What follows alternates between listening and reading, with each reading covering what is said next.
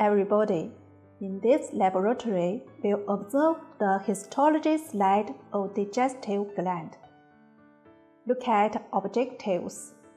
Identify the light microscopic structures of digestive gland, including parotid gland, submandibular gland, sublingual gland, pancreas, and liver. First slide. Parotid gland, obtained from the section of parotid gland H.E. staining. Parotid gland is completely composed of the serous acini. The cells of serous acini are pyramidal in shape. The nuclei are round and situated near the cell base. There are many red-stained zymogen granules in the apical cytoplasm. The intercalated ducts are easy to find. The epithelia of the duct of parotid gland are of various forms, which include simple squamous or columnar epithelium, pseudostratified columnar epithelium, stratified columnar epithelium, and stratified squamous epithelium. The second slide, submandibular gland, obtained from the section of submandibular gland H.E. staining. The gland parenchyma stained purple is separated into lobules by connective tissue. Compared with the exocrine portion of parotid gland, the submandibular gland contains two types of acini. One is the serous acini, the other is mucous acini. These two acini can exist together, forming mixed acini, which usually consist of mucous acini and demilune of serous acini attached to the mucous acini.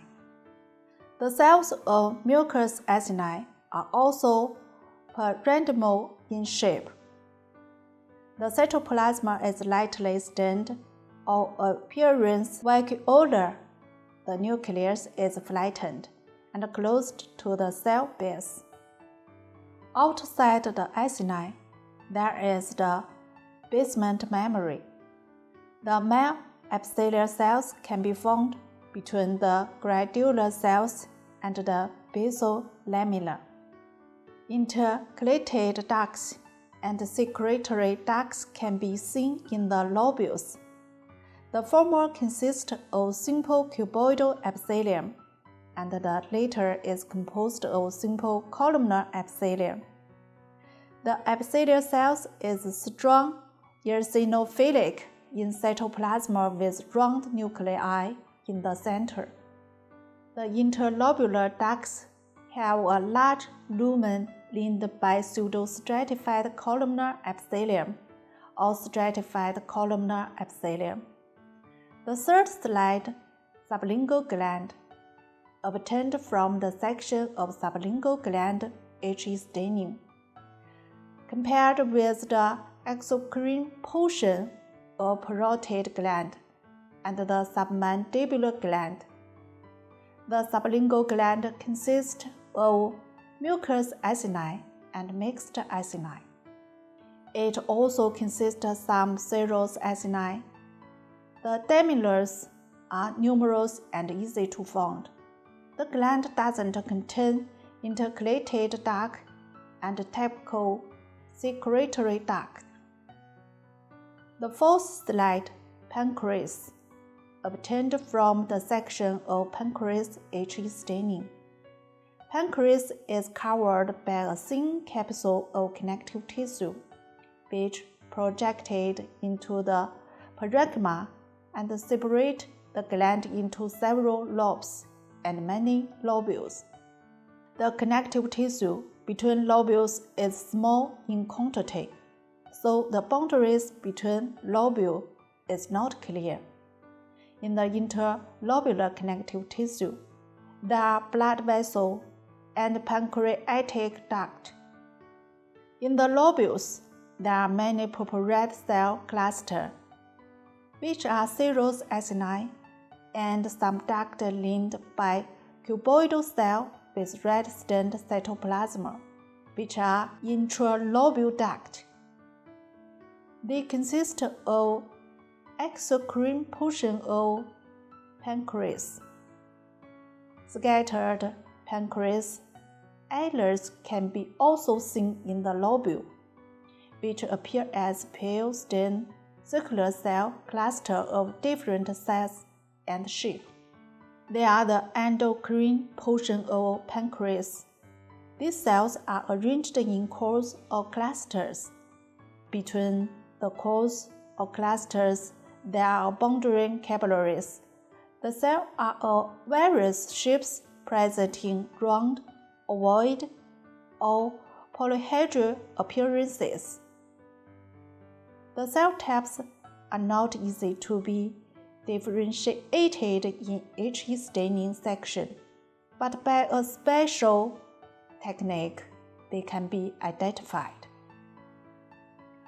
The fourth slide liver, obtained from the section of pig and human being liver, HE staining.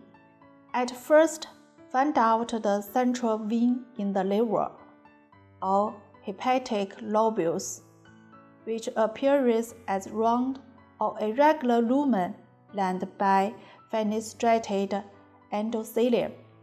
There is more connective tissue in the hepatic lobule of pig liver, so its boundary is clearer than that of human liver. The hepatocytes are radicular, arranged around the central vein, forming many hepatic cores, which anesomose each other, forming a complex labyrinthine network. The space between the hepatocyte cores are liver sinusoids, which open into the central vein, forming the periphery of lobule. Some region, the lobules are separated by some more abundant connective tissue, which contains venule and arterial, duct, and lymphatic vessels. It's called portal area. The last slide liver, obtained from the section of liver HE staining. Hepatocytes arranged in single row form hepatic cord. Liver cells or hepatocytes are large and polyhedral cells with cytoplasm stained red. The nuclei are round and centrally situated with prominent nuclei. Some liver cells have two nuclei or have a polyploid nuclei which is large and deeply stained. The liver sinusoids are relatively large and irregular space between hepatocyte cores. The wall of the sinusoid is lined by endothelium.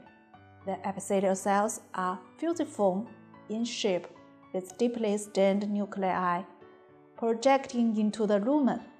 Besides blood cells, some large and irregular cells with processes can be seen in the lumen of sinusoid.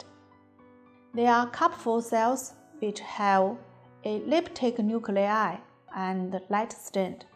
The portal area, 3 canals can be distinguished. The lumen of the interlobular vein is large in diameter with an irregular line and very thin wall. Outside the endothelium, there is only a little connective tissue and smooth muscle. The lumen of the interlobular artery is small in diameter with a thick wall. Outside the endothelium, there are several layers of thicker smooth muscle. The interlobular bile duct is also small in diameter, but the wall of this duct consists of simple cuboidal epithelium and some surrounding connective tissue. In some place between liver lobules, only small vein can be seen, which is larger than central vein and has a complete wall. The vein is sublobular vein. Okay, that's all for today. Thank you for your listening.